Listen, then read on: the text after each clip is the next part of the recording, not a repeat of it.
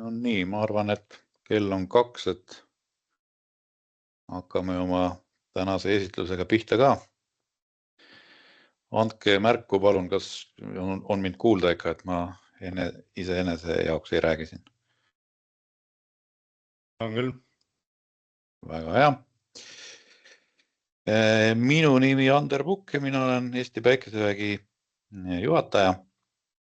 Ja tänase seminari või esitluse teema on siis tööstuslikud akud kui ettevõtte lisatulu allikas. Kui nüüd natukene rääkida sellest, et mismoodi meil see esitlus välja näeb, siis me salvestame selle, et ei pea igaüks eraldi küsima, kas salvestatakse või salvestame. Salvestame selle veebiseminari ja osalejad saavad hiljem seda järgi vaadata. Kui vähegi võimalik, siis liitudes palun lülitage mikrofon välja, ma arvan, et enamusel juba on ka. Muidu tuleb sellist kõrvalist müra liiga palju. Ja kui tekib nüüd esilduse käigus selliseid mingeid oma mõtteid või küsimusi, siis kui see on väga-väga pakiline, siis võib muidugi ka kohe seda küsida, aga tegelikkusest kõige parem on see, kui te kirjutaksite seda chati või siis kas või endale paberi peale ja siis meil on piisavalt aega jäetud esitluse lõpus, et kõik need küsimused saaksid vastatud nii palju, kui me ajaliselt siia mahume. Ja loomulikult siis ka e-maili peale saab hiljem oma küsimuse esitada, kui hiljem midagi meelde tuleb, mille kohta vastust on vaja saada. Et siis vastame sellest eraldi. Aga millest me täna räägime, on siis see, et võib-olla mõned inimesed ei tea, mis asi see Eesti Päikesevägi on, siis ma lühidalt paari lausega seletan, kes me oleme. Räägime energiaturu arengust, et mis on toimunud ja millised arengud ootavad ees, kuidas aku tulu teenib ja miks me üldse arvame, et see hea mõte on aku tänapäeval osta ja oma päiksejaama juurde paigaldada või siis mitte ainult päiksejaama juurde. Kui nüüd sellest suurest akupangast lähemalt talle peale vaadata ja temast rääkida, siis on võib-olla mõned sellised olulised tehnilised asjaolud, mida me peame oluliseks, et mida siis ostes vaadata tasuks, mis teeme kokkuvõtte ja vastame küsimustele, et minule lisaks esineb täna siis üks härrasmees veel, kelle nimi on Risto ja tema puudutab siis täpsemalt kõike seda akudega raha teenimise võimalusi. Ja Eesti Päikesevägi on siis niisugune väike tubli Eesti firma, mis on küll asutatud 2021. aastal ja asume laagris Tallinna külje all kohe. Meie põhiline tegevusala on siiamaani olnud päikesepaneelide paigaldamine, aga sõltuvalt turu arengust nüüd järjest rohkem pöördume akude poole ja hakkame ka salvestuslahendusi paigaldama. Meil on siis 10 töötajat ja hoolimata, palun mikrofon välja lülitada. Ja hoolimata siis sellest suhtelisest firma noorusest on tegelikult meie inimestel küllaltki pikk kogemus päikese elektrialal, siis minul endal on see nüüd rohkem kui 14 aastat ja olen tegelenud nii paigaldusasjadega kui ka päiksepaneelide tootmise kui ka selle tehnoloogia poole pealt. Nii et natukene midagi tean sellest asjast. Ja meie senised kliendid siis suuremad võib-olla või sellised mainekamad on võib-olla, keda nimetada A. Le Coq tehased, Respo Haagised, Port Arturi kaubamajad, kaubanduskeskus Pärnus ja Lõunakeskus ja mõned EDVAC-i ehitusmaterjalide poed ja neid on nagu veel, aga kõiki ei saa siin lihtsalt üles anda ja nimetada. Aga kui räägime energiaturust, siis ma lihtsalt eeldan, et meil kuulajate hulgas on väga palju sellisi inimesi, firmasid, kellel päikesepaneelid või päikesepark juba olemas on. ja päris tundmatuse teema ei ole.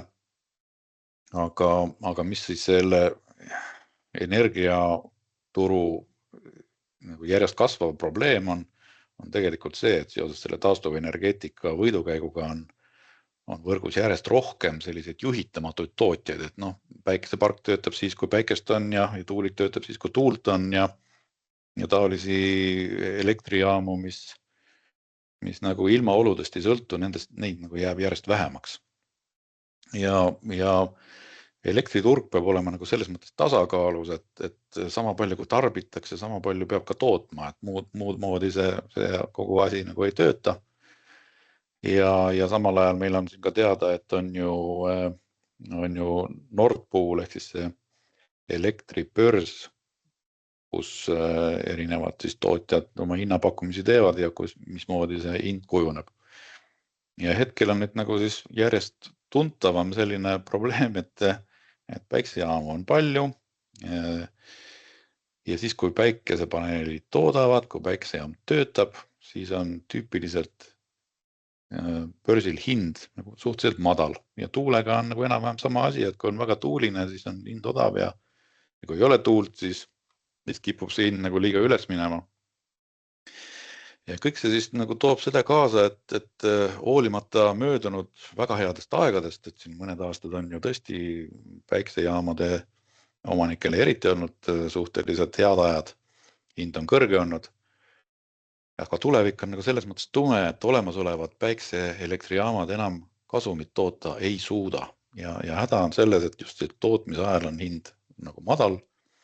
Ja teisest küljest, kui ma nüüd rääkisime sellest elektrituru nagu tasakaalust, siis kindlasti olete kõik kuulnud,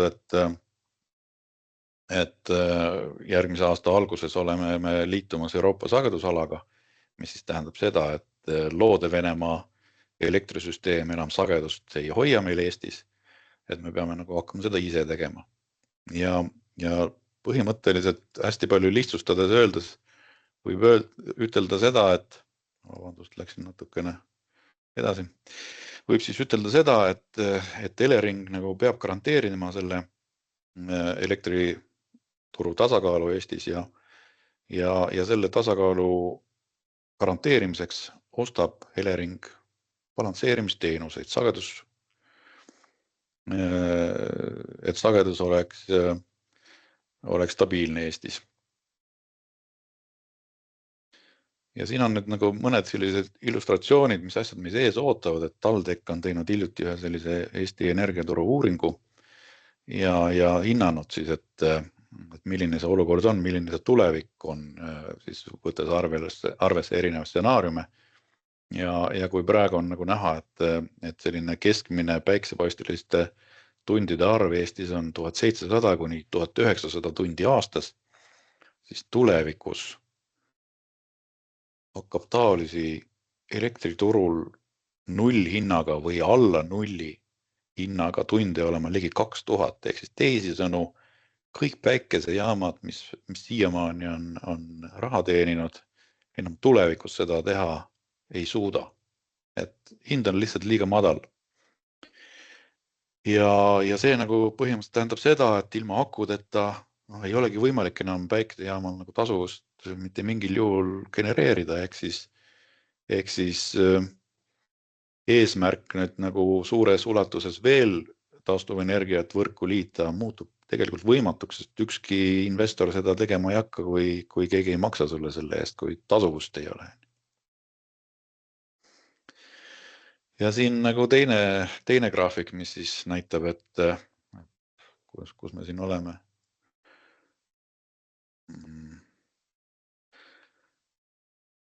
Tegelikult selle graafiku järgi alles sellise taastuvenergeetika ja akusid puudutava energeetiku sellise algusjärgus, et tegelikult kõik nooled näitavad veel üles, et veel tunduvalt rohkem tuleb kõiki neid uusi võimsusi liita võrku.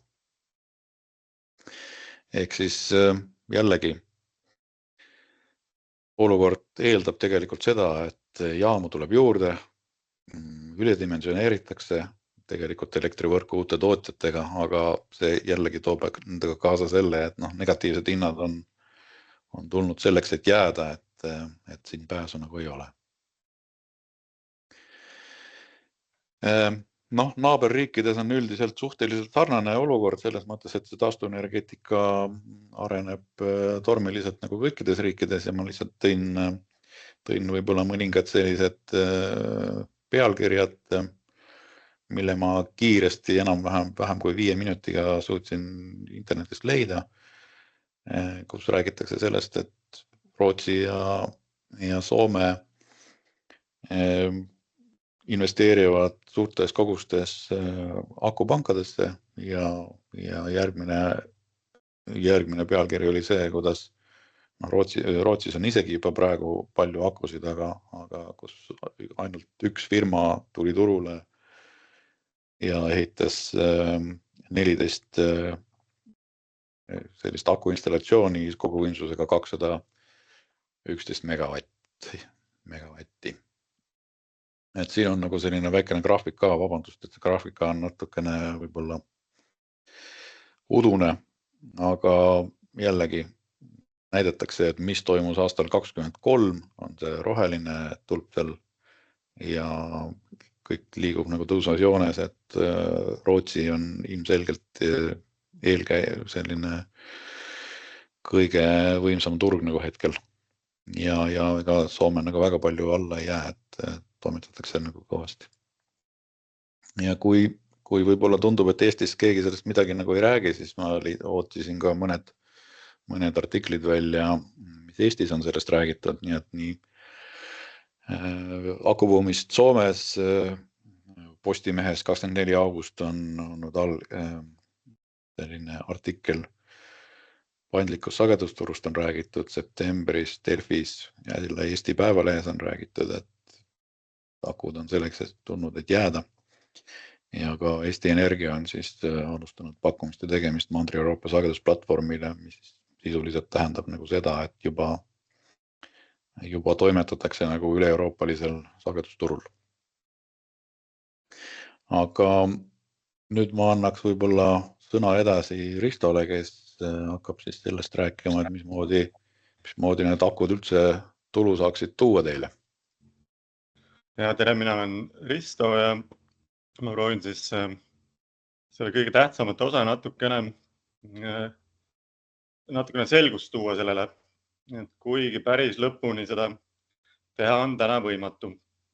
Et ma alustan niimoodi, et ma räägin kõigepealt kõige lihtsamatest asjadest, mis on nagu rohkem hoomatavad ja siis lähme järjest keerulisemaks kätte. Et kõige lihtsamad asjad on see, et millest kõik aru saavad, mida akud teevad, on see, et nad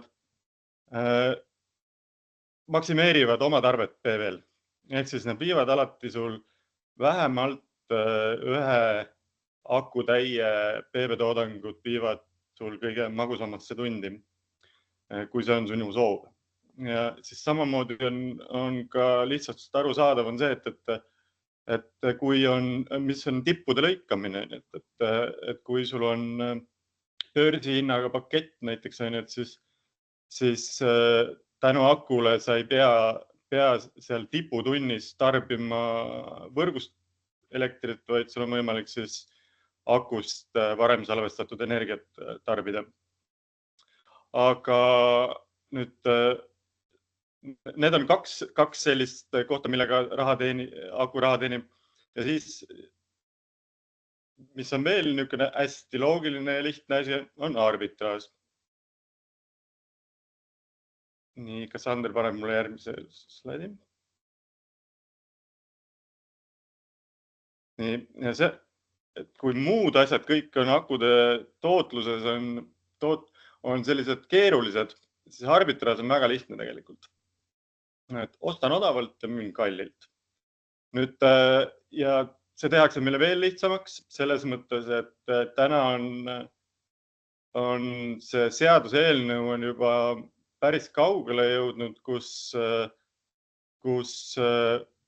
võrgutasud kaotatakse ära. See tähendab seda, et salvestatud ja võrgust salvestatud ja võrku tagasi müüdud energia pealt ei pea võrgutasusid maksma.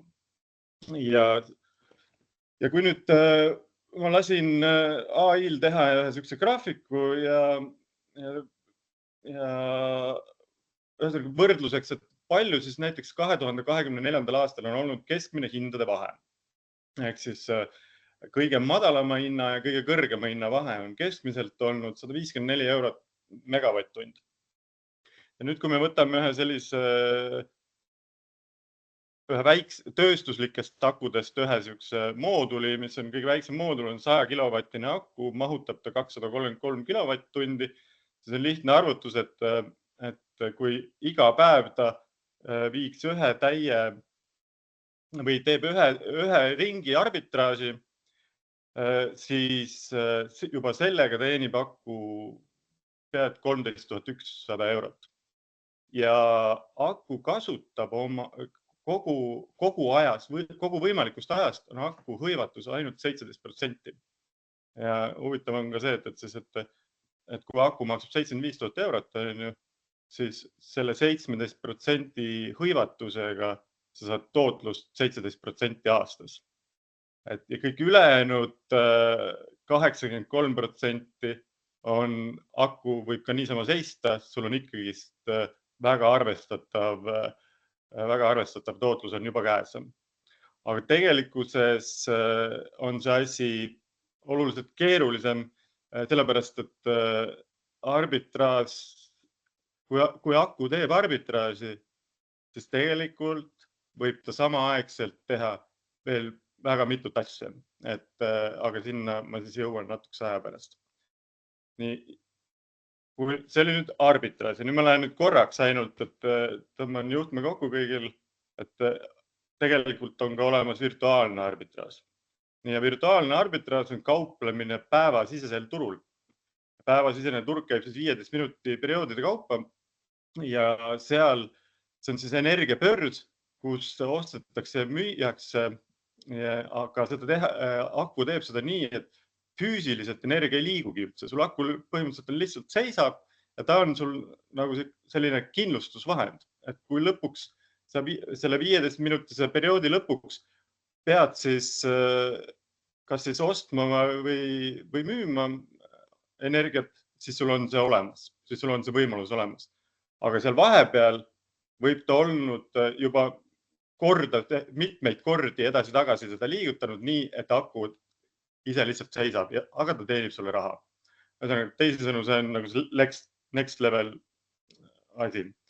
Aga nüüd, kui alustame nagu seda kõike selle selgitamist, siis on see, et mis asi see sagedus üldse on.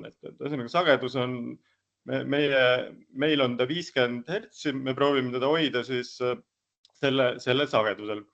Nüüd tootmine ja tarbimine, kui tootmine ja tarbimine on tasakaalus, siis see ongi 50 hertsi. Nüüd, kui tootmine suureneb, siis tekib, siis sagedus tõuseb ja kui tarbimist on rohkem kui tootmist, siis sagedus langeb kuni sinnamaani, et tekivad katkestused ja võrk kokku. Ühesõnaga, kõik, mis seadmed võrgus on, saavad kannatada. Nüüd selleks, et sagedust hoida, on vaja, selleks, et sagedust hoida, siis selleks Elering ostab võrguteenuseid. Meie nii akude kui ka elektritootmisjaamadelt. Ja kui nüüd Ander paneb mulle järgmise lehe, siis ma saan näidata, mis erinevad tooted on. Nüüd, kui siin on sellel pildil ta näeb, et see üleval poolt, kus 50 hertsist järsku kukub, see on näiteks olukord, kus mingisugune suur tootmisjaam kukub järsku tagant ära. Sagedus langeb ja siis lähevad automaatselt tööle, läheb esimene toode nii-öelda või teenus. Ja esimesena lähevad tööle FCR ehk siis primaarne sageduse hoidmise reserve. Kui nüüd sealt edasi, kui sagedus ikka veel langeb, siis lülitatakse sisse ka veel automaatsed sekundaarreserv ehk siis automaatne sageduse hoidmise reserv, ja need peavad saama kõik 15 minuti. Need on sellised, et siis automaatselt aktiveeruvad ja need peavad suutma 15 minuti jooksul aktiveeruda. Ja kui ka sellest teeb väheks, siis kõige viimane ots, kõige selline viimistlus tehakse manuaalsete sagedusreservidega. Kusjuures täna on siis ja juba mitu aastat on meil täiesti Eesti turul olemas just see viimane osa. Et kõike seda esimest osa on tegelikult meil siis Venemaa siiamaani teinud ja teeb ka täna. Aga see siis nüüd kohe muutub meil.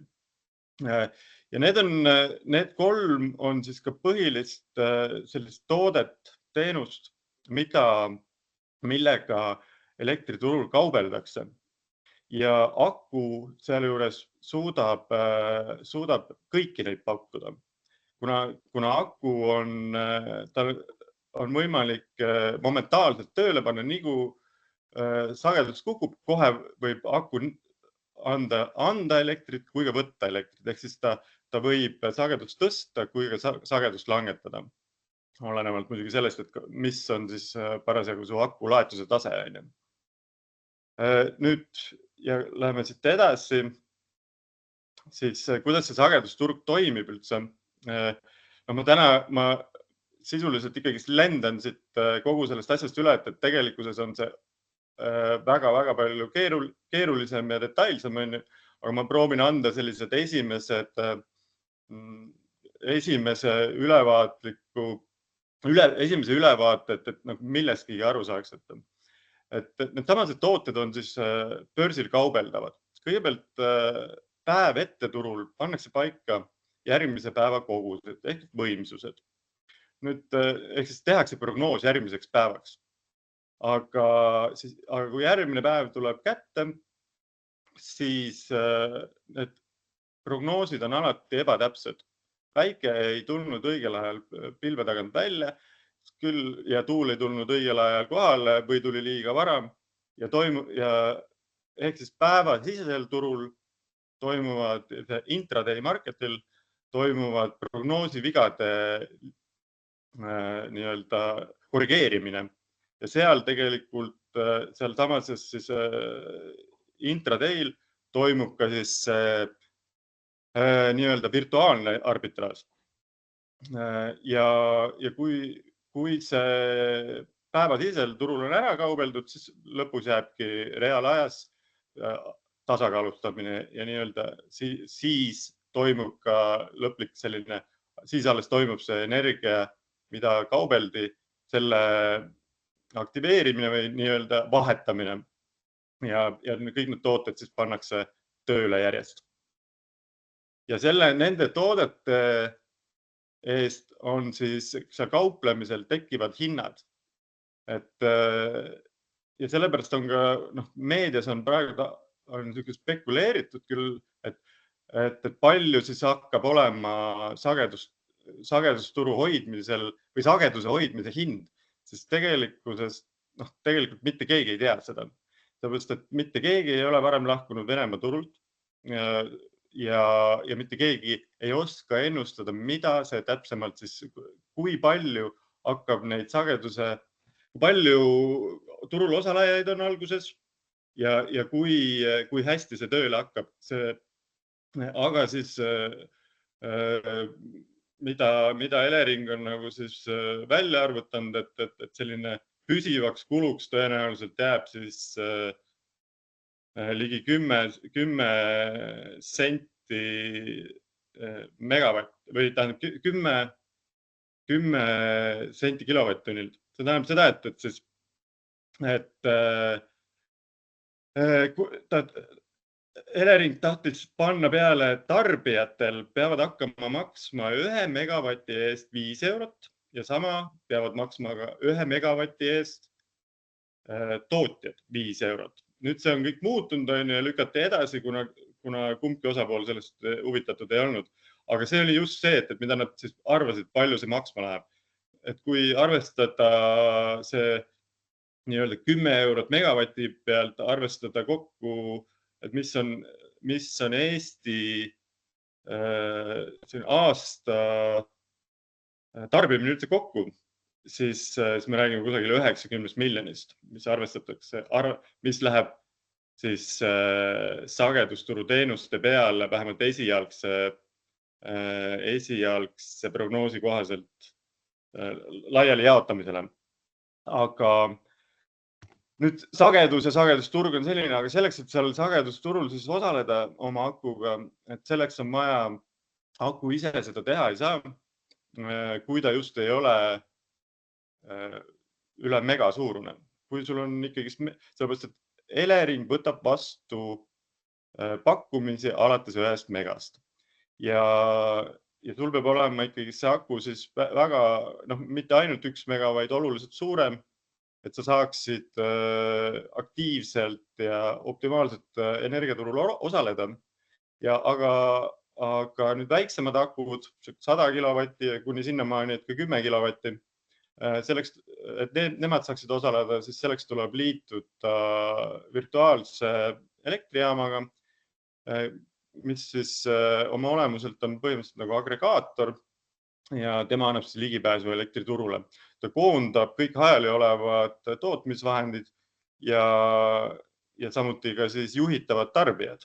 Et kui me juhitavad tarbijad on siis täiesti eraldi teema, millest võiks ka 1 tund aega veel rääkida, aga lühidalt on see, et kui sul on tarbija, mida sul on võimalik seal 15 minutiks näiteks kinni lülitada, siis mitte tarbimine võrdub sisuliselt sama, mis oleks tootmine. Ja tänu sellele on võimalik siis ka tarbijatel tegelikult seal elektriturul börsil osaleda. Aga virtuaalne elektrijaam siis teeb pakkumisi Eleringile ja on siis, tema on siis ühenduslüliks aku omanike, päikesejaamade ja Eleringi vahel. Ja VPP teenuse osutajaid on tegelikult palju. Täna on neid Eestis 1 selline, kes on arvestatav ja selleks on Fusebox. Ja Fuseboxiga ühendamine ja ka teiste tulevaste virtuaalsete elektrijaamadega ühendamine on vähemalt meilt ostetud akudel hinna sees. Et sellega saab alati arvestada, et kui te ostate päikeseväest aku, siis selles osas küsimust ei ole, et kas ta üldse on ühendatav. Ja nüüd, kui me paneme järgmisele, et palju siis üldse kokku võib aku tootlus olla ja et mida osad kliendid meilt on küsinud, et palju te tootlus garanteerite. Et see on täiesti, see on sama küsimus, ma võiks küsida, et mis ilm on 2025. aastal minul puhkuse ajal. Et seda ei saa nagu, ei ole võimalik ette ennustada. Et just sellepärast, et sellist olukorda, milles Eesti täna on, ei ole mitte, sellist referentsi lihtsalt ei ole ja seda ei julge nagu mitte keegi teha. Küll aga siis mida me saame täna teha, on see, et me vaatame mineviku pealt. Et ka meil on olemas selline mineviku andmete põhjal on võimalik siis näidata palju tulevikus sinu aku teenib, mis on selles suhtes veits nagu jabur, et tulevikus on meil see olukord on täiesti teistsugune. Aga tasuvust me täna saame, mis on hästi lihtne, 17% võrdub 17%. Ja kõik ülejäänud, see koor ja seal maasikas seal tibus tuleb siis tegelikult ise kildudest kokku panna. Ja selleks tuleks uurida, mis toimub näiteks Soome turul. Soome on volatiivne turg, aga samamoodi on Eesti. Ja kuigi täna veel ei ole ta nüüd täpselt, ei ole nad veel nende vahel veel võrdusmärk, siis iga tuulik, mis te näete või kuulete, mis üles pannakse, on aku omanikule rõõmupäev. Et mida rohkem seda päikest tuleb, mida rohkem tuulikuid tuleb, seda volatiivsemaks asi läheb ja seda rohkem on aku omanikel tulu. ja see kehtib mitte ainult siis arbitraaži puhul, vaid tegelikult ka selle sagedusturu puhul, sellepärast et see samane tuul ja päike, mida on raske prognoosida, mis sul siis järgmine päev see toodang täpselt olema hakkab, siis sealt tulebki see, et see välja, et miks meil kogu aeg räägitakse sellest, et need on juhitamatud ja need on juhitamatud ja sellega on probleem. Just sellepärast ongi probleem, et kui eelmine päev energiaturul tehakse pakkumisi, siis tegelikult pole võimalik ennustada täpselt ette, mis minuti pealt hakkab päike tootma ja millal tuleb tuul. Ja kõik need vead, mis siis prognoosides tehakse, need tuleb kõik sagedusturu reservidest hankida. Ja mida rohkem seda päikest tuleb ja tuult, seda rohkem on vaja akusid. Ja nüüd, kui kindlasti küsitakse, et aga siis mingil hetkel hakkab turg kindlasti küllastuma, et mingist hetkest on akusid juba nii palju, et see tulu sealt jääb nagu lahjaks, siis see päev, kui see juhtub, siis see tähendab seda, et meil on kõikidel stabiilne elektrihind, madal, stabiilne elektrihind ja pole vist vaja öelda, et see on veits nagu utoopiline, et meil läheb veel mitmeid aastaid ennem, kui me jõuame sinnamaani, et meil on nüüd stabiilne elektrihind, et see volatiivsus on, seda tuleb juurde ja see on see, miks meie arvame tegelikult, et akud on tulnud, et jääda ja see on alles algus, mida me näeme siin. Soomes, kus täna on kõik teenused on olemas, neil on see FCR, meil on AFRR ja siis see samane MFRR ka, kuid neil on ka lisaks veel paar teenust, mida Eestis hetkel planeeritud ei ole. Aga Soome näite põhjal me saame nagu natukene selgemaks, mis see üldse võib olla, mis see potentsiaal on. Kui me Soomes on näiteks 1 megavatt võimsust, 1 megavati võimsusena aku 2023. ja 2004. aastal genereeris ta 30 kuni 40 000 eurot megavati pealt. See on siis, kui me toome selle nüüd natuke rohkem lähemale maale, siis me ütleme, et tegemist on 100 kilovatise akuga, siis 100 kilovatti suudab ligi 3000 kuni 4000 eurot kuus teenida, mis on ikkagist väga, mul ei ole siin kirjutatud, et see genereerib, mul on öeldud, et genereerib 30 kuni 40 000. Jah, see on ühes kuus. Ühes kuus suudab ta nii palju teenida. Kuidas ta teeb seda? Ta teeb seda AI-ga ja ta osaleb kõikidel turgudel korraga. See on selline võime on sellel akul nüüd, et samaaegselt, kui ta teeb sulle tavalist arbitraaži, siis ta tegelikult taustal teeb veel mingisugust mustmiljon muud asja ka. Kui sa vaatad akut ja aku graafikut ja üritad aru saada, mida ta nüüd täpselt seal teeb, siis suure tõenäosusega tegelikult ei saa aru, mida ta teeb. Et ta lihtsalt, seda graafikut ei ole, kui sul väga mõtled seal passida, ta lihtsalt teenib sul ja sina ootad kuu lõpus arvet, vaatad, mis see kokkuvõte siis kuu lõpus on. Et kas Eesti hakkab nüüd täpselt sama palju olema? See ettevõte, kes Soomes seda AI täna kasutab, tema ütleb, et see saab olema väga sarnane. Aga me ei tea seda veel täpselt. See võib olla alguses, suure tõenäosusega on see, et alguses on asi ikkagist nagu väga hull ja ehk siis akuomanike jaoks väga hea. ja siis ta tasapisi stabiliseerub ja turg hakkab niimoodi arenema, et need ulmelised alguse tasuvused jäävad ka võib-olla, tõmmatakse natukene seal maha. Aga kui me nüüd edasi läheme, mida siis üldse vaadata, kui sa nüüd akut ostad? Et siin on meil ma panin siia pildi, meil on üks aku, mis me oleme täna pannud paika Tallinnas ja temal on kõik need olemas loomulikult, ega ma muidu ei räägiks sellest.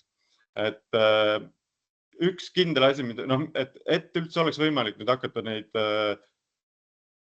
kindlasti seda 17% pluss siis seda maasikate koort teenima, siis on ülitähtis on see, et see aku oleks üldse juhitav kaugelt.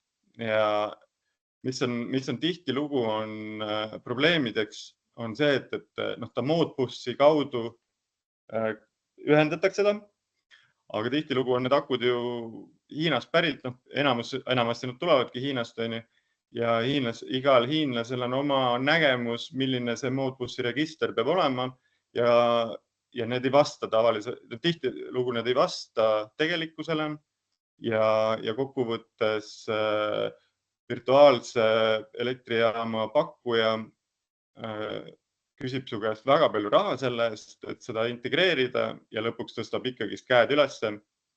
Et lõpuks tõstab ikkagist käed üles ja ütleb, et vabandust, aga tähendab, mul ei ole lihtsalt võimalik suhelda selle akuga.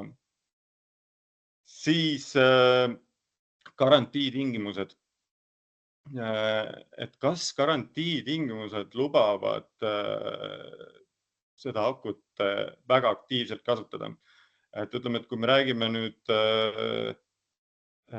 sellest AI-ga kasutamisest, siis see tegelikult tähendab seda, et akut hakatakse kasutama hästi, võetakse temalt maksimum välja.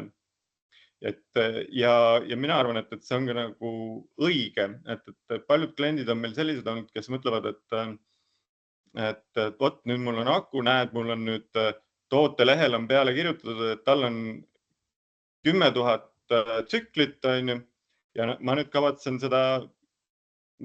nüüd nii teha, et ma hoian seda 10 000 tsüklit nii kaua kui võimalik, sellepärast, et see on minu aku eluiga. Siis minu arvamus on ikkagi see, et ja samamoodi ka soomlaste AI pakkuja arvab samamoodi, et tegelikult tuleks viimast võtta. Aga teha seda nii, et garantiitingimused, et see oleks garantiitingimuste piires. Ja miks see nii on või miks seda nii peaks vaatama, on see, et kui see aku siis garantiitingimusi järgides ja hästi aktiivselt kasutades, ta võib-olla saavutabki sul see 10 000 tsüklit seal juba 5 aastaga. Ehk siis garantiitingimuste ja sul on garantii saab 5 aasta pärast läbi, siis tegelikult 5 aasta pärast me vaatame juba täiesti uutele tehnoloogiatele otsa. Meil on kindlasti juba 5 aasta pärast juba ammu unistame mingisugusest uuest ja palju ägedamast asjast, mis on võib-olla kiirem, võib-olla võimsam, võib-olla mahutab rohkem. Ja kui sa oled nüüd oma akut seal säästnud ja 5 aasta pärast oled alles 30% võib-olla akust tagasi teeninud, siis sa pead veel ootama seal järgmised 5-10 aastat, millal ta lõpuks sul üldse raha tagasi teenib. Aga kui sa teda aktiivselt kasutad, siis sul on tänaste numbrite juures, näiteks Soomes teenib seal 1,5 aastaga aku juba tagasi. 5 aasta pärast on sul, kui garantii läbi saab, on sul või see tsüklid on täis, siis sul on aku juba ammu tagasi mitmekordselt teeninud ja sa saad rahulikult uue osta või teise kõrvale osta. Ja teine asi on see, et tegelikkuses akud on, kui aku eluiga saab läbi, siis ega see tegelikult ei tähenda seda, et aku tuleb ära visata. Et tähendab ainult seda, et akut tuleb halvimal juhul tuleb teda taastada. Tuleb vahetada välja osad akupakid võib-olla tuleb seal teha põhjalikum hooldus ja ta töötab jälle. Selles suhtes, sa pikendad tema eluiga tegelikult nad on ikkagi need tööstuslikud akud on niimoodi ehitatud ja mõeldud on selle peale, et sa pidevalt ikkagist hooldad teda, uuendad teda ja sa pikendad jooksvalt tegeled sellega, et ta eluiga ei oleks tootelehel märgitud eluiga. Kui nüüd rääkida veel sellest eluigast, siis tegelikult on selline, et kas nüüd seda nagu vaadata selle aku pealt üldse, et see ühelt poolt, see on selline väga imelik asi, et ütleme nii, et need erinevad tootjad panevad erinevaid asju sinna, märgivad.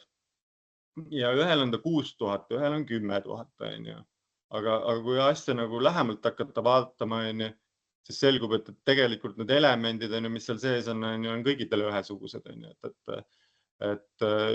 Et mis see siis nagu tõsi seal on, seda tegelikult me täna ei teagi üldse. Ja see on selline, mõni tootja on lihtsalt, mulle vähemalt on mulje, et seal on lihtsalt see, et mõni tootja võtab suurema riski ja kirjutab suurema numbri. Mõni on konservatiivsem. Aga kindlasti, mida tasuks vaadata, mis aku puhul on näiteks selline asi nagu vesijahutus. Et tegelikult on see, nagu ma kirjutan siin, et ta on nagu suurte poiste värk, et see on nüüd pildi peal olev on tööstuslik aku, aga ta ei ole päris selline merekonteineri mõõtu aku. Et see vesijahutus on just sellist merekonteineri tüüpi akude selline omadus tavaliselt. Ja miks see vesijahutus nii hea on see, et tegelikult tema on üks selline pika elu ja garanteerija. Et akul on hästi oluline see, et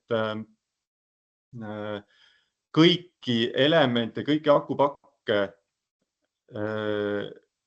laetakse tühjaks ja laetakse täis ühtlaselt ja mitte kunagi ei tehta seda liiga palju, ei lasta liiga tühjaks ja ei lasta liiga täis.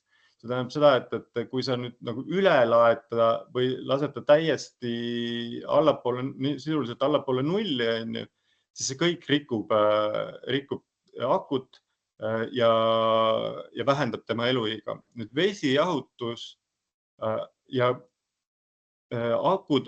akudel, kui nad töötavad, tühjenevad laevad, siis nad lähevad kuumaks. Ja kui nad on temperatuuri tõustes, mida kõrgemaks läheb temperatuur, seda raskem on aru saada, kui täis või tühi aku parasjagu on, sellepärast et need näidud hakkavad temperatuuri tõustes valetama. Ja sellepärast ongi see jahutus väga tähtis, et nad oleksid pidevalt, oleks väga täpsed numbrid, sellepärast et siis ei laetaks teda liiga täis või ei laetaks liiga tühjaks. Ja nüüd vesijahutus versus õhkjahutus on nagu selge vahe, et kas sul akupakist ülevalt alt jookseb läbi vedelik, tegemist ei ole veega, tegemist on ikkagi nagu autos sul on jahutusvedelik. Et kas sul jookseb akupakkide vahelt jookseb läbi vedelik või siis ühest nurgast akupakki puhutakse, et siis on selge, et need keskmised neil ei ole päris ühtlane, keskmistel ei ole päris ühtlane temperatuur ja need näidud, mis tulevad, ei ole nii täpsed. Ja sellepärast ka on vesijahutusega akudel eluiga pisut kõrgem. Kindlasti tasuks vaadata ka elementide tootjat, et ka neil on tegelikult vahe. Ja kui me räägime siin, tean, et Ander on siin välja toonud, et näiteks LG-l on väga palju õnnetusi juhtunud sellega, siis siis näiteks meie sellel akul on sees Cattle, mis on vaieldamatult maailma kõige enim müüdud ja kõige ühesõnaga tippmarke. Ja see nagu tagab ka selle, et ta on pika eaga ja ta on kvaliteetselt kokku pandud. Nüüd viimase asjana, mis on samuti ka selline suurte poiste asi tegelikult ja tihtilugu väikestel akudel teda ei ole, on see, et sul oleks võimalik jälgida iga elemendi pinget ja temperatuuri. Ja see on siis see on selline monitooringusüsteem. Loomulikult on sellel akul see olemas, muidu ma ei räägiks seda. Et kui meil sellel konkreetsel akul on siis 5 korrust, iga korrus tähendab ühte akupakki ja iga akupaki sees on 52 elementi ja kõiki neid elemente on võimalik eraldi jälgida. Ja see jällegi annab selle eelise, et sa tead alati, et sul on mis temperatuur on ja mis on iga elemendi pinge. Ja kui seal nüüd midagi hakkab paigast ära minema, siis on võimalik varakult jälile sellele saada ja tootja jälgib seda.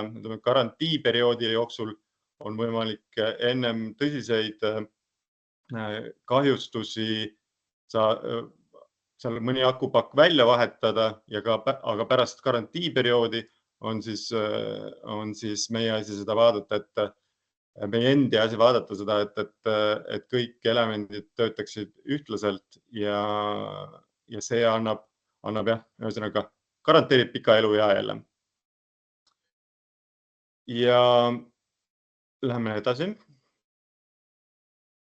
Ja siis kokkuvõttes on see, et päike ja tuul on see, mis tekitavad volatiilsust ja päikest ja tuult tuleb meile juurde. Eesti on lihtsalt seadnud sellise eesmärgi ja tuleb neid tuhandeid megavatte tuleb juurde võimsust.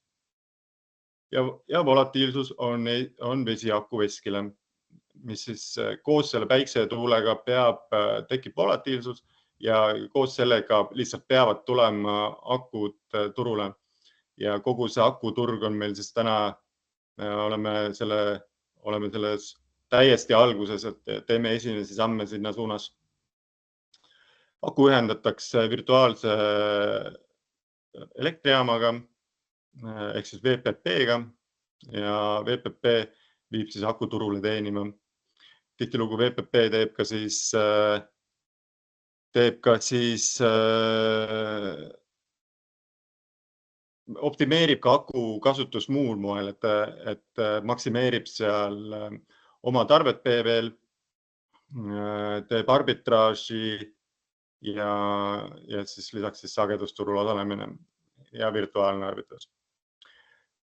Tulusust küll ei ole võimalik kuidagi garanteerida, aga 17% on ikkagi ka juba väga, väga hea ja see on alles üks pisikene osa sellest, 17% tulusust. Ja siis nüüd ma vaatan kõrvalt korraks, et mulle palutakse, et öelda, et mis on selle samase aku, mis me vaatasime, on selle, mis pilt oli, see oli 100 kilovatti ja tema võimsus on 233 kilovatti või tähendab, mahtuvus on 233 kilovatt-tundi. Tema tänane oodatav aasta tootlus, kuidas ma nüüd ütlen seda, mis võib olla tema täna aasta tootlus? Täna meil on kasutada kindlasti 17%, ütleme, et 13 000 kindlasti ja sinna juurde hetkel olemasolev MFRR,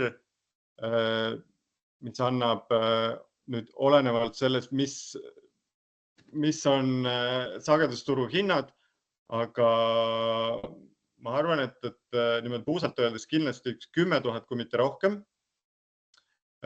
Ja siis jääb veel juurde sinna panna palju on tippude lõikamise hind ja palju sa teenid veel sellega, et sa viid oma päikese õhtusse. Et see on see, mis meil täna olemas on. Aga 100 kilovatti siis, kui meil tuleb sagedusturg avaneb ja me saame ka pakkuda teil AI põhist seda VPP teenust, siis hakkab see tulu olema, Soome näitel võib olla siis seal 3,000–4,000 kuus ja see aku siis maksab ise 75 000 ja sa teenid taga 3,000–4,000 kuus, et see niimoodi hästi kiirelt öeldes 1,5 aastaga justkui teenib raha tagasi. Ja see on ka põhjus, miks ütleme, et Soomes tegelikult neid sinna metsadesse ja igale poole topitakse, ehk seal on nagu korralik buum selle peal. Ei pääse meiega sellest buumist, ei ole midagi teha.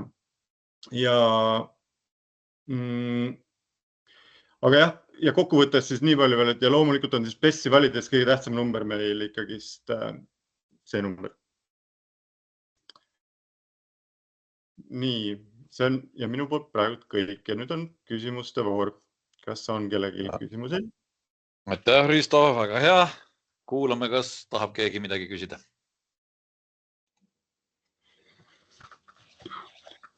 Mina tahaks. Mitme VPP-ga teil praegu kogemusi on? Ühesõnaga, et kes pakuvad teenust ja... Meil on täna VPP on Eestis, kui täna osta aku ja tahta nüüd kohe sagedusturule minna, siis Eestis on vaieldamatult ikkagist Fusebox see, kes suudab akust täna kõige rohkem välja võtta. Aga me oleme läbi rääkinud juba ja aasta alguses tulevad siis Soome nii-öelda lipulaev, akude lipulaev, akude optimeerimise lipulaev ja tegelikult ka üsna maailmas teeraja selles vallas, kes siis, kellega meil on koostöö on kokku lepitud praegu. Ja nemad ei ole muidugi ainukesed, selles mõttes ka see kõige arenenum turg Rootsi, millest me rääkisime, aga sealt on tulijaid. Nii et meil kindlasti selles mõttes tekib selline valiku võimalus, aga jah, siiamaani me oleme nagu enda... Kui jutt käib Fuseboxist, et täna teil nagu Fuseboxiga on mingisugused jaamad olemas, mis töötavad ja mida te jälgite? Fuseboxiga on selline lugu, et me oleme nende akude sellise väga aktiivse pakkumise ja müügiga samamoodi nagu kogu Eesti turg on hästi alguses. Meil on esimesed 2 akut installeeritud ja veel umbes 15 on tulekul. Nii et me oleme sellises olukorras, kus Fusebox suure tõenäosusega homme saavutab selle olukorra, kus ta hakkab juhtima. Nii et me oleme hetkel nagu seda teed läbimas alles. No, seda te muidugi teate, et MFR turg praegu ei tööta. Jah. Et lootust on, et äkki 30. paiku hakkab uuesti tööle, see on alates 9. maas. Aga ma nagu lihtsalt vaatasin teie neid arvutusi ja mõtlesin, et kus te need nagu saanud olete, et reaalne kogemus akudega ütleb, et see tootlus on 3 korda väiksem, vähemalt. See arvutus... Sellist unistuste tootlust mina ei ole küll Fuseboxi abiga suutnud reprodutseerida. See tootlus, mida mina näitasin, on... Unistustest. Kas te mõtlete seda nüüd arbitraaži? Arbitraas, Nord Pool, mis täna on nagu Eestis töötavad? see nii konkreetne arvutus, sagedusturg kui ka tund ette turg. et see samane konkreetne 17% arvutus on tegelikult tehtud, see ei ole täppisteadus ilmselgelt, aga see on võetud, kui sa arvutate välja, mis on iga päev, mis on keskmine hindade vahe olnud. Teil ei ole võimalik seda saavutada mitte mingi valemiga. Tähendab selles mõttes, et noh, seda ei saa välja reklaamida nagu tootlust. Siis öelge, Vaadake, siin on vahe on teoreetiline võimalik, aga seda praktiliselt ei ole võimalik saavutada. Seal on ka selline tingimus, see arvestab seda, et seaduse eelnõu, mis võtab ära võrgutasud, on rakendunud. See 17% on arvestatud sellega, et meil ei ole võrgutasusid. Nüüd aku laetakse miinimumhinnaga ja müüakse kõige kallima hinnaga. Ja seal ei ole mingit utoopiat selles suhtes. See on täiesti reaalne see, mida oleks aku siis teeninud. Et seal ma ei saa mitte mingit moodi nagu mööda panna siin. Küll aga, kui keegi küsib mu käest, nagu ma kirjutasingi, et palju garanteerite siis tootlust? Ei olegi võimalik garanteerida. On prognoosid ainult, on näited, mis Soomes täna teenitakse ja on niisugune sisetunne, mis ta võib hakata Eestis teenima. Aga kui me räägime volatiivsusest, me räägime arbitraasist ja me räägime sellest, et teenustasusid, võrgutasusid ei ole, siis see ei ole,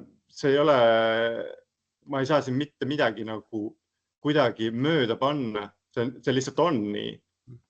No Fusebox tegi mulle ka prognoosarvutuse minu tarbimisandmete baasil, aga noh, kui me nagu hiljem reaalsusse jõudsime, siis reaalsus on sellest prognoosist 4 korda madalam.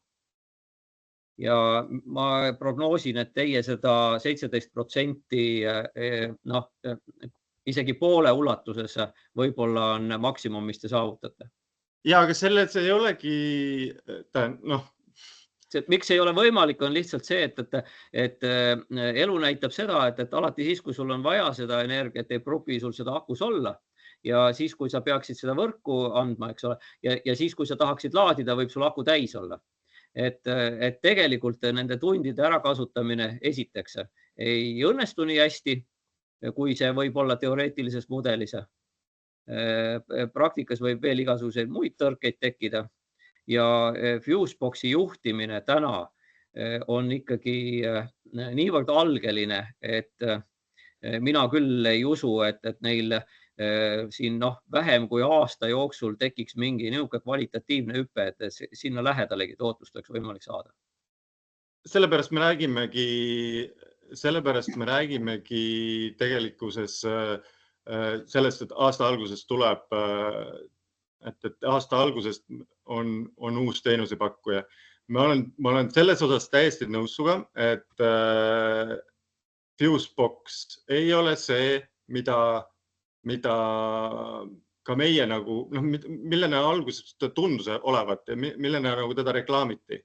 Et kogu see kõik, mida aeg edasi, mida lähemale jõudsime nagu installeerimisele, ühendamisele, seda rohkem tekkis nagu küsimus või ujus välja igasuguseid selliseid nagu puudujääke. Ja see ei ole kindlasti kõige parem lahendus. Küll, aga ta on viimased paar kuud, mis siin on, ma julgen öelda, et ta on ikkagi Eestis praegu parim. Aga kui nüüd siia selles osas, et kui nüüd kõrvale tuua selle, et see arbitraasi, see 17%, millest mina rääkisin, siis seal ei ole arvestatud Fuseboxi teenusega. See on konkreetselt mõeldud ainult selleks, et ma nüüd ootangi iga päev, ootan täis tühja akuga, millal mul on miinushind. Aga kes seda teenust siis pakub, et 17% oleks võimalik saavutada? Teie ise selle 17% teenimisega saab see samane aku ise hakkama. Ja aku ise suudab ennast juhtida sellisel kujul, et teenib 17% Sellel akul on piisavalt hea energy monitoring system, mis loeb börsihindasid ja ta teeb tegelikkuses kõik ülejäänud töö teeb ära, välja arvatud sagedusturul osalemisel. Ja selle 17% tootlust ta saab sellega selle kätte. Kas teil on mõni referentsobjekt ka, kuhu saaks seda vaatama minna, kus ta oleks näiteks, ütleme, miinimum 3-4 kuud töötanud, vaataks neid andmeid? Täna meil ei ole seda referentsi veel kahjuks anda. Et see on nagu teil puhtalt selline teoreetiline arvamus, et nii võiks juhtuda, aga praktiliselt te tegelikult ei ole millegi baasid seda väita. Teoreetiliselt on seda, meil ei ole näidet teile täna tuua tõesti, aga seda tahtsingi teada. Jah, aga teistsugune number ei saa olla lihtsalt. No teeme uue seminari poole aasta pärast, vaatame, kellel oli õigus. Teeme. Ma tean, sul on nagu see häda seal ju ka, et on ikkagi nagu päris palju piiranguid, eks ole, et selles mõttes. Ei, muidugi oma tarbimisega sa saad ka, eks ole. Ja sul on seal see võrkumüümise piir ja kõik igast asjad, eks ole, et see nüüd nii must valge ei ole. Ma ei saa öelda selle põhjal, et ta ei tasu ära tegelikult. Ei, ta kindlasti tasub ära, ta kindlasti stabiliseerib ja nii edasi, aga minule tundub selline tootlus nagu ulme, sest ma ei ole leidnud siiamaani küll ühtegi teenuse pakkujat, kellel oleks niivõrd tark see juhtimine, et sellist tootlust oleks võimalik saada. Minu ootused olid ka aasta tagasi palju suuremad, kui see reaalsus on. Kui sa mäletad, siis ma ütlesin ka, et kuule, palun kannata. Et see muutub natuke kiiresti, jah. Et selles mõttes ma usun küll, et selliseid paremaid tegijaid on tulekul ja nagu Risto ütles, et meil on tegelikult seda agregaatorit vaja ainult selle jaoks, et sagedusturul osaleda, aga muu tarkus on tegelikult juba selles akus sees, et see tegelikult loeb Nord Pooli ja saab nagu ise aru, mida ta tegema peab, kui talle piisavalt see kirjeldada, eks ole. Aga meil on siin nagu järgmisi küsimusi ka, et Remo Allikas küsib, et kas Päikesevägi meeskonnas on inimesed, kes suudavad täpse kalkulatsiooni teha, kui annan ette viimase 2 aasta tarbimise ja tootmise andmed, siis jah, me suudame seda teha. Risto on näinud tugevalt vaeva, et selline mudel välja töötada, et kui me saame tunni andmeid, siis me saame need vastused anda. Aga nii palju ma nagu täpsustaks, et selle ma nägin tõesti nagu pikka aega nagu vaeva, et selline akude tasuvusmudel nagu teha. Aga kui nagu täna vaadata seda, et mis paari kuu pärast, kui segamini see kaardipakk tegelikult lüüakse, siis mulle nagu täna tundub nagu väga veider teha 2002. ja 2023. aasta või 24. aastaga põhjal mingisuguseid otsuseid tuleviku suhtes. Et see annab nagu ta annab nagu midagi, aga need numbrid need ei saa kuidagi järgmistesse perioodidesse viia. Et ka kui arvestada, et me võtame selle ainult MFRR-i ja arbitraaži, siis ka need on kõik muutunud, et järgmine aasta, et siit edasi on nad hoopis teistsugused. Ja see ka arbitraaž on ju see 17%, mis siin küsimuseks oli, on ju tegelikult mineviku pealt tehtud.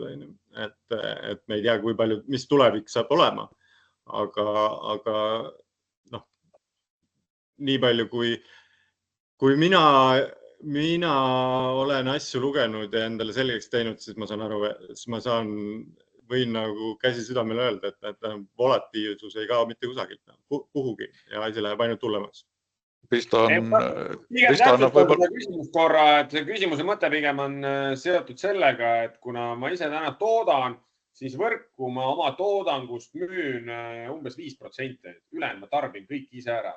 Ehk siis, et kas mul üldse sellise meetodi pealt on mõistlik hakata veel akudesse investeerima ja milline oleks see aku tasuvusaeg? Kindlasti on. Kui palju sul, aga me hakkame rääkima, siin tekib küsimus siis selles, et mis on nagu kõige tähtsam asi siin asja juures on võrguühendus ja see on, millest täna nagu sai väga armetult vähe räägitud, aga sul on päikesepark ja kui sa ütled, et sa ainult 5% sellest annad ära, siis ma võin eeldada, et sul on väga palju on tootmissuunalist võimsust üle täna.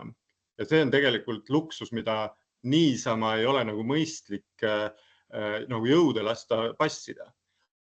Ja just siis tasukski endale aku panna, et aku, ütleme, et kui sul on kogu aeg või väga tihedalt on võrguvõimsus on seal on peaaegu lõpuni ära kasutatud, võt siis tekib küsimus, et kas mul akul üldse on seal ruumi nagu toimetada, et kui kui palju ma siis nagu tulu teenin, aga kui sul on 5% müüd võrku, selle sa viid ka akuga, viid endale tegelikult mujale õhtusesse tarbimisse, siis ülejäänud, siis põhimõtteliselt on sul kogu võrgu võimsus on sul vaba ja sa saad ja selle võimsuse piires on kõige optimaalsem ongi tegelikult see, et sa paned, mul on 100 kilovatti võrku andmist vaba, ma panen sinna 100 kilovatti akuga juurde. Tegelikult võib aku natukene suurem olla, aga ütleme, et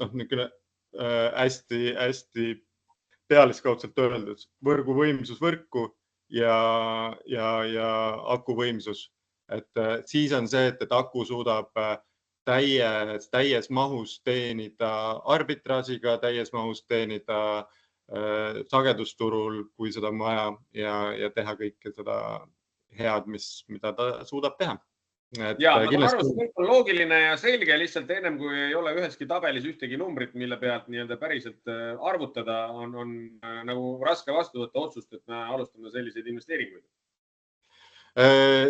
Ja, meil on mitmeid erinevaid tabeleid ja me saame nagu viia kindlasti nagu lähemale sellele, et kui sul on 2 aasta tarbimisandmed, siis me saame selle ära, teeme sul tasusarvutused ja räägime sulle kõik selle jutu sinna kõrvale, mida seal vaadata, mida mitte vaadata, mis muutub ja selles osas me saame kindlasti nendega teha selle otsustamise lihtsamaks. No, väga hea, siis varsti kohtu meile või suhtleme meili teile edasi, Boris. Okay. Siin oli meil veel küsimus, et kuidas tagada seda, et Pioneer Fusebox ei tõsta teenuse hinda sellisele tasemele, mis muudab äriplaani mõttetuks. No tegelikult vastus ongi väga lihtne, et Fuseboxi jutumärkides monopol kehtib järgmise aasta veebruarini ainult ja peale seda on meil neid pakkujaid siin nagu mitmeid, kelle vahel valida. Et konkurents tingimata on selline, mis paraku hinna alla toob, et keegi siin ühes supi katlas natukene paksemat suppi nagu keeta ei saa kui keegi teine, et see saab tulla ainult selle arvelt, et kui keegi osutab oma teenust nii palju paremini lihtsalt, et see tulu, mis on võimalik teenida, on palju suurem võrreldes teistega, siis on võimalik küsida ka natuke rohkem teenustasusid selle eest. Nii üks küsimus oleks veel seoses selle võrgutasudega, et kui me akut täidame võrgust, siis me täidame seda ju tänasel hetkel võrgust koos võrgutasuga. Võib-olla mul midagi jäi vahelt ära või arusaamatuks. Aga välja müües me peame ju selle võrra rohkem teenima, et ka selle sisse ostetud võrgutasu kinni maksta. Ja sina nagu, või Risto, vastad sina või? Ja ma võin vastata, et see on nüüd Kliimaministeeriumi panus aku salvestuse turu arengusse, et nad kaotavad ära salvestatud energia ja selle samase salvestatud energia võrku tagasi andmise pealt kaotavad ära kõik tasud. See tähendab seda, et mida sa jääd maksma, on ainult kui aku enda elektritarbimise osa. Ehk siis see muundamine ühest, et akusse salvestamine ja tagasiandmine, seal tekivad kaod ja sina jääd ainult võrgutasusid, sealhulgas aktsiisi ja kõike muud, maksma ainult selle osa pealt. Ehk siis kogu see, mis sa salvestad, seda peab hakkama eraldi mõõtma ja kokkuvõttes on siis see, et kõik aktsiis, võrgutasud, pärast müügimarginaalid, mitte midagi ei tule sinna peale. Et see osa, mis sa täpselt see kogus, mis sa salvestad ja siis võrku annad miinus aku oma tarve, see läheb võrgutasude alt välja. Kas on ka täpsemat infot, on see seadus olemas, valmis, tulemas, kuupäev? Ta on nüüd nii kaugel, et eelmine nädal, kui ma vaatasin, oli ta, ühesõnaga, ta on veel see aasta, läheb ta Riigikokku heakskiitmisele.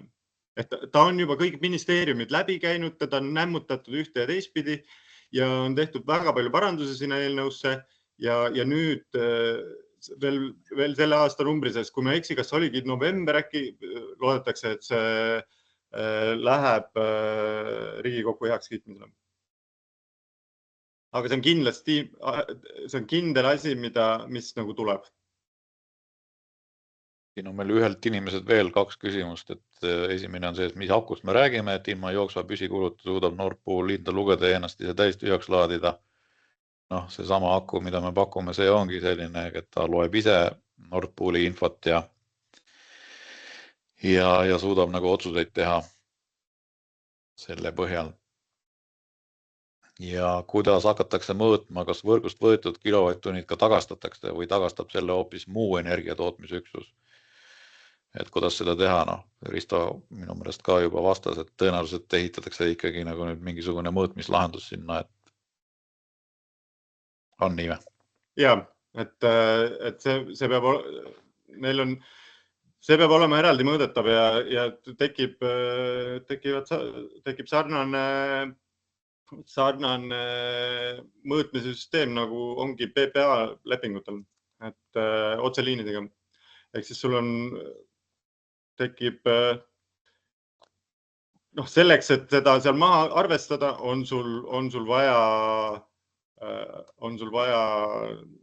mõõtesüsteemi, aga arvestades, et sa võidad sellega võrgutasud, siis ei ole see probleem sinna juurde teha. Me oleme tugevalt ajast üle läinud, aga teeme nüüd kiired vastused. Kes ja kuidas hakkab mõõtma laadimisi ja tagasimüügi mahtusid ja neid raporteerima? Kas akudel on see võimekus? Akudel seda võimekust ei ole, selleks tuleb eraldi mõõtepunkt teha. Et selles mõttes aku muidugi teab, et kui palju ta laeb või selles mõttes seda näeb nagu tema sellest portaalist. Aga põhimõtteliselt tähendab see seda, et kui võrgutasusid hakata sealt nagu välja arvestama, siis on vaja mõõtepunkti ehitada. Nii, järgmine küsimus. Müügimarginaal on ka rasvane ja seda küsib bilansihaldur, küsimärk. Kas see jääb? Ei. Kui me räägime salvestatud ja võrku antavast energiast, siis ka see kaob sealt ära. Ka aktsiis, sinna ei jää ühtegi tasu peale. Et võrgutasud on siin kohal ongi mõeldud, meie ütleme vägivaldselt selle kohta võrgutasud, aga tõesti ta on võrgutasud tegelikult, ta maksab kinni ainult tarbimispool, aga müügimarginaal samamoodi, et ta on siin mõeldud, et see on koos ka võrgutasu nii-öelda müügimarginaali mõttes, et nii andmine kui laadimine kui ka mahalaadimine on ilma tasudeta. Mul on ka üks küsimus veel või 2, et park juba toimib siin 6 aastat. Kas ma pean need inverterid välja vahetama selleks, et endale aku juurde lisada või? Kiire küsimus, kiire vastus, ei pea. Ei pea.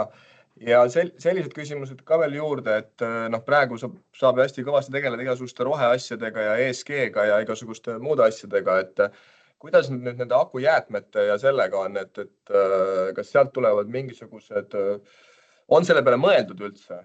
Kui me selle peale on mõeldud niimoodi, et see on ju põhimõtteliselt samasugune süsteem, nagu on autorehvidega, et tootja vastutusorganisatsioonid, meie maaletooles maksame selle utiliseerimistasu ja hiljem saate teie tasuta selle ära anda.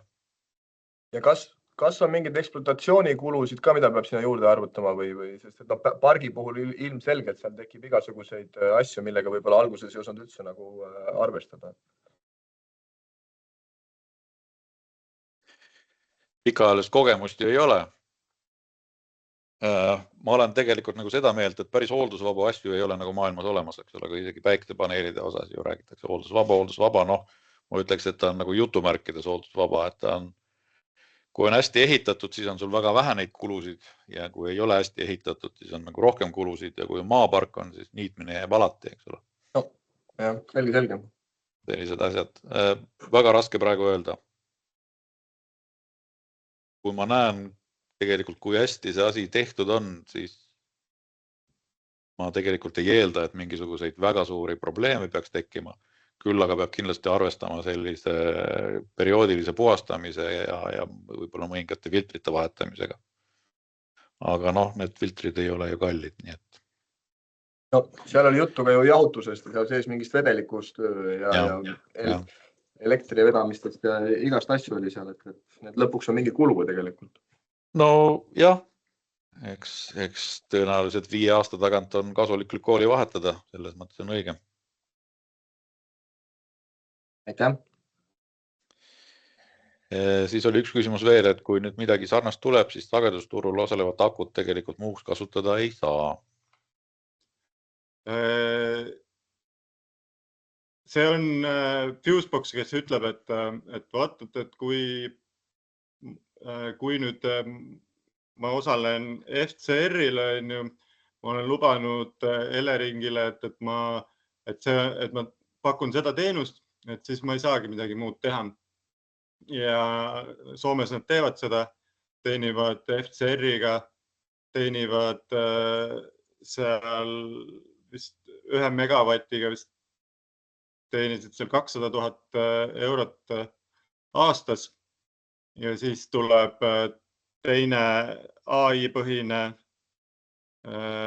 teenusepakkuja, kes ütleb, et mul on AI, ma pakun neid kõiki asju korraga ja ma optimeerin ja tasakaalustan ja viin õhtusse su päikse ja osalen FCR, AFRR-il ja MFRR-il ja ma teen seda kõike korraga.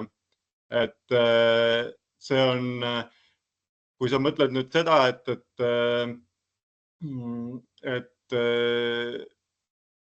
kui sul aku on kasutusel selle jaoks, et ma päeval laen ta täiesti täis ja ma tahan, et ma hommikuni saaks temaga hakkama, siis vastus on jah, et ei, siis sa päris nii ei saa enam.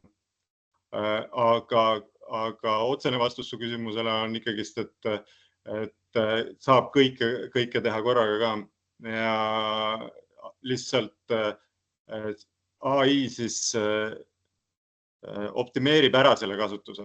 Ta sinu asemel valib, mida on kõige mõistlikum täna teha igal ajal hetkel ja mis on aku võimekus ja millised on garantiitingimused, et kui palju teda tohib kasutada. Et see AI siis panebki paika sulle selle, et mida sul on mõistlik teha, otsustab sinu eest. Meil on järgmine küsimus veel, et kes mõõtepunktid välja ehitab ja mis hinnaga?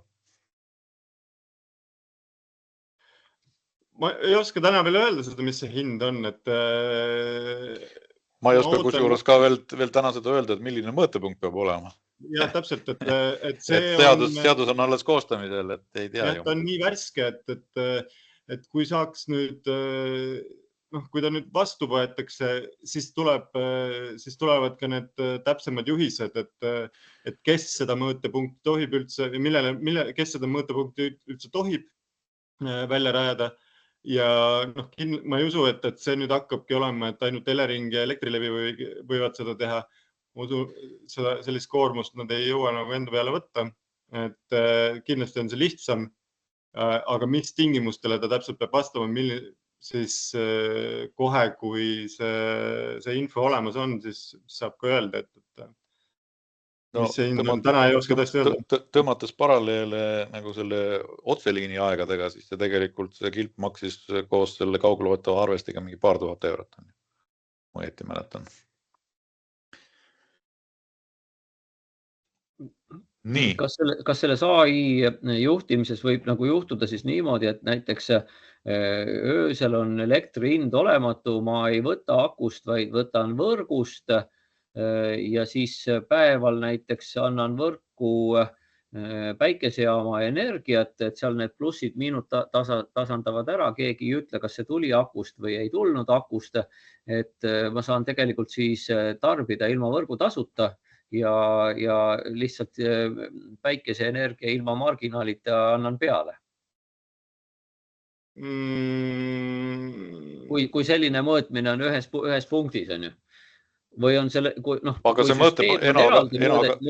mõõtepunkt pannakse kindlasti ju aku taha, eks ole. See ei ole ju sul terve paigaldis, terve maja ei ole ju seal taga, see on ainult aku. Idee on nagu Nii? Kuidas sa siis kõikidel turgudel ja oma tarbimise juhtimises korraga saad olla? Mõõtesüsteemi see mõte on ainult võrgutasude selgeks tegemine, et mis osas sa võrgutasusid pead maksma ja mis osas ei pea. Et juhtimine selle taga on täiesti midagi muud. Et see mõõtesüsteem ja juhtimine ei ole omavahel nagu seotud. Seda mõõtesüsteemi. See tähendab seda, et sul on siis, ütleme, sul peab mitu mõõtesüsteemi olema, et tarbimisele, akule, nii edasi. Et sul peab olema, jah, selles suhtes, et see mõõtesüsteem nüüd, mis on sul seotud juhtimisega, et mida juhtimine vajab, on teine mõõtesüsteem kui see, mis akul on tõesti. Et aku mõõtesüsteem, see on üks täiendav mõõtesüsteem, mis siis loeb sul ainult seda, ja saadab Elektrilevile selle, et kuidas sul võrgutasude arvestus tuleb. Okei. No selles mõttes, et selleks, et sa saaks oma tarbimisse panna, siis sul see ühendus peab olema ju võrgu mõõtesüsteemis tarbija pool. Muidu ta jookseb sealt ju ikka läbi, nii et sa võid iseenda võrku andnud energiat teisel pool seda mõõtepunkti ju väga rõõmsalt tagasi osta. Jah.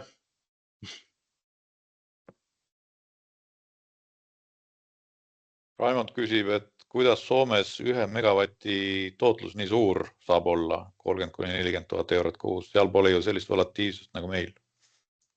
Soome on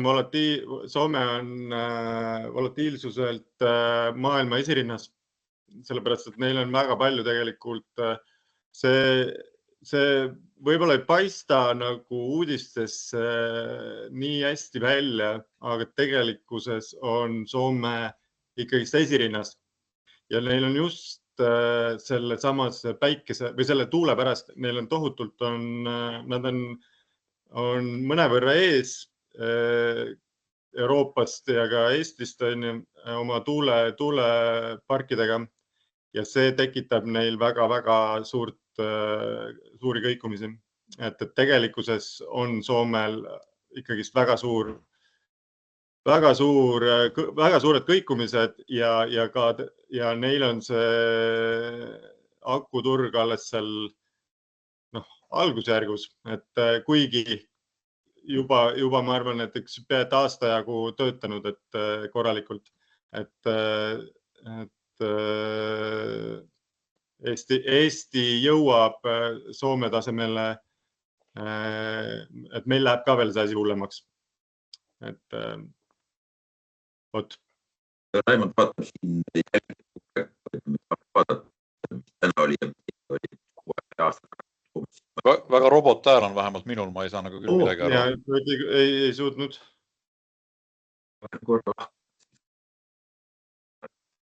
Raimond, kas sul on äkki võimalik, sinna väga halvasti kuulda, et äkki sul on võimalik kirjutada veel kiiresti, seepärast, et praegu ei loe või... Nii. Hallo? Et nüüd vist on hääl äkki parem või? Jah. Et kui me vaatame siin, ma ei teagi, mis äpp mul siin telefonis on, aga Soomes on kogu aeg siin väga nulli lähedal. Meil on ta nullist ja ma ei tea 250-ni. Soomes on ta ju iga päev, me näeme mitu kuud järjest. Praktiliselt iga päev on ta ikkagi väga stabiilne ja väga nulli lähedal. Et kust see võit tuleb siis Soomes äkki?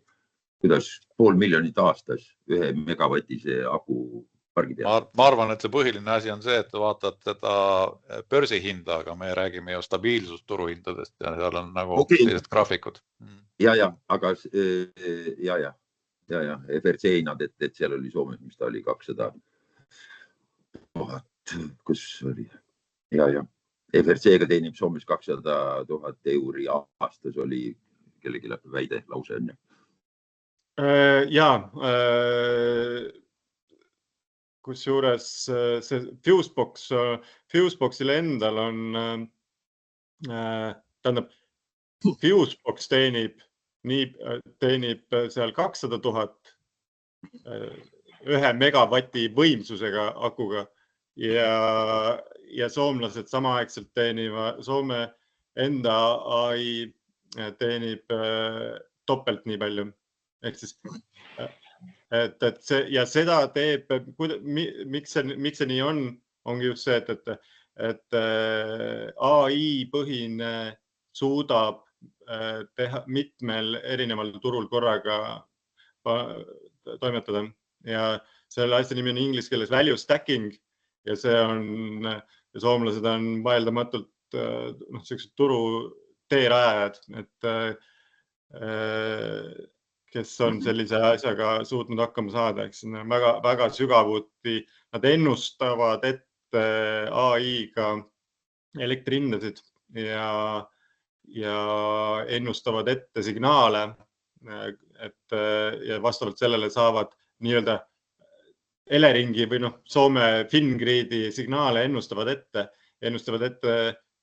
elektrihindasid ja tänu sellele saavad siis osaleda mitme teenusega korraga ja teevad seda hästi kiiresti. Juhiks tähelepanu sellele ka veel tegelikult, et seal ju väga paljudel juhtudel toimub lihtsalt kauplemine mingisuguse võimaliku ressursiga, eks ole, tegelikkuses mitte midagi laadimata ega tühjaks laadimata.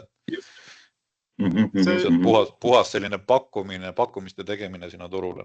Seda saab nagu hästi piltlikult või näilikult saab seda öelda nii, et kui sul on megavatine aku ja 1 megavatt-tund ka, ütleme, ja nüüd sul on see 15 minuti kauplemisperiood, siis perioodi alguses sa hakkad sa kõigepealt sa müüd või ostad elektrit, nii, aga sa sama ostad mingi kindla hinnaga ja nüüd on 15 minutine periood, selle 15 minuti jooksul sul on aega see samane kogus maha müüa, uuesti osta, maha müüa, uuesti osta, maha müüa, uuesti osta. Ja nüüd, kui see 15 minutit saab läbi, siis sa pead alles nüüd midagi tegema. Siis toimub alles aktiveerimine ja nüüd sa võid olla ka sellises olukorras, et kui sa alustasid 0%-ga, sa oled ka nullis. Aga sa oled vahepeal ostnud, müünud ja vahetanud seal kordasid ja teeninud selle pealt arbitraasi. Spekuleerinud, endal polegi kaarte käes, aga spekuleerid ja... Kaartid on, aga sa ei löö neid lauda. Et sul on aku on ainult sellepärast, et ta on nii-öelda, ta ütleb, tänu akule sa saad öelda, et mul on võimalus seda teha. Kui ma tahan, siis ma müün sulle. Või kui ma tahan, siis ma ostan. Kiirküsimus veel, et te ütlesite, et teil on mõned pargid valmis. Kui suured on suurimad? Noh, mis teie kogemus on? Akuparkidest räägime või? Jah, akuparkidest Eestis. Mis teie olete teinud? Akuparkidega, nagu me rääkisime, me olemegi alles päris alguses, eks ole, et meil on nüüd nagu üks klient, kellel on 2 akut paika pandud ja kohe-kohe liidame selle nagu Fuseboxiga, aga meil on tulemas veel umbes 15 veel selle aasta sees tõenäoliselt või ütleme niimoodi see aasta pluss jaanuar. 15 mega juurde. 15 akut, igaüks on 100 kilovatti, 233 kilovatt-tundi. Me oleme rekendanud, et me peaksime kuskil 8-10 megavatti kuskile ruttu paika panema, tahame paika saada. Okay. Et üks küsimus oli veel. Ja nii, et see Fusebox, kes täna on monopol meie turul, see kaob ära veebruarist. Need ei kao ära, nad jäävad ka. Monopoolsest kaob ära. Aga lihtsalt veebruaris tekib konkurents lõpuks Fuseboxile, ja noh, ütleme, et kui Fusebox on nüüd mitu aastat nautinud seda elu, sellepärast, et see on niivõrd keeruline turg ja keegi teine pole lihtsalt isegi selleni küündinud, mida Fusebox täna suudab teha enne. Aga nüüd järgmise aasta alguses tuleb lihtsalt, avaneb see turg korralikult, tuleb uusi teenimisvõimalusi ja siis on meil ka kohe soomlased platsid siin, ja lisaks Saksamaalt ja Rootsist ja nii edasi, kus on need turud on välja arenenud juba praegult. Okay. No nii, ma arvan, et nüüd me oleme umbes pool tundi kauem rääkinud, või isegi veel kauem, kui me algust plaanisime. Oli ääretult tore seminar, väga huvitavaid küsimusi, tükk aega pole näinud nii lahedat aktiivset osavõttu. Aitäh teile kõigile osalemise eest ja kindlasti võtke siis meiega ühendust, kui on veel lisainfot vaja saada või vaja täpsemalt välja arvutada ühe või teise konkreetse päiksejaama või mitte päiksejaama tasuvused ja hea meelega jagame oma visiooni sellest. Aga aitäh ja nägemist! Aitäh! Ja nägemist! Nägemist!